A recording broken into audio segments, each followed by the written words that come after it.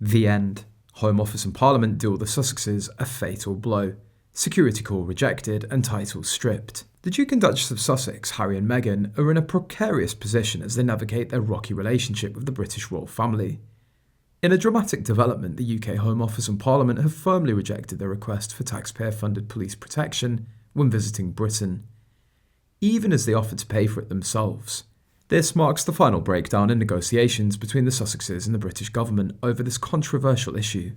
By attempting to provide state-sponsored security, the UK has effectively stripped them of the last remaining titles and privileges they held as working members of the royal family. This marks the definitive end to their official royal role and patronage in the United Kingdom. The implications of this decision are far-reaching, not only for the couple but also for the broader political landscape. Royal commentator Emma Bristow said, "This is an unusual development, highlighting the deep rift between the Sussexes and the monarchy. Without access to the same level of official security as senior royals, Harry and Meghan would face serious risks to their safety when travelling to the UK. It's a precarious situation with major implications for national security." The decision has raised concerns about the health and personal security of the Sussexes visiting Britain. As a member of the royal family, Prince Harry regularly faces threats from extremist groups and individuals. Without the same level of protection for him and his family as the working royals, Harry and Meghan will be vulnerable, especially in Britain. Security expert Richard Walton writes, "Withdrawing police protection leaves them exposed. This is a very risky decision by the government. Some say the move is politically motivated, a punitive measure intended to push the Sussexes further away from the royal family. Others see this as a pragmatic decision to limit taxpayer dollars and avoid the appearance of favouritism."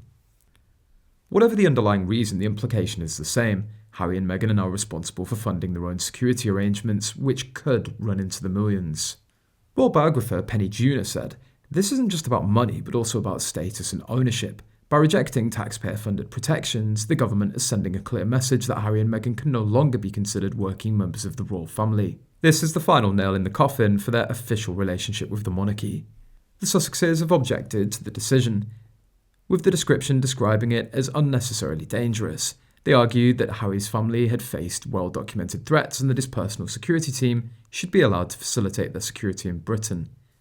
However, the government remains steadfast in its stance. The standoff has thrust the ongoing conflict between the Sussexes and the royal establishment back into the spotlight. It also raises questions about the couple's future visits to Britain and whether they'll feel safe and welcome there. With no solution in sight, the security saga is yet another chapter in the tumultuous relationship between Harry, Meghan, and the House of Windsor. As the dust settles, one thing is clear. The bond that once sealed the Sussexes and the British monarchy has been irrevocably broken. The withdrawal of state-sponsored security forces is a symbolic and practical severing of ties that will have long-lasting impacts for all involved. The future remains uncertain, but one thing is certain: the Crown's troubles show no signs of abating.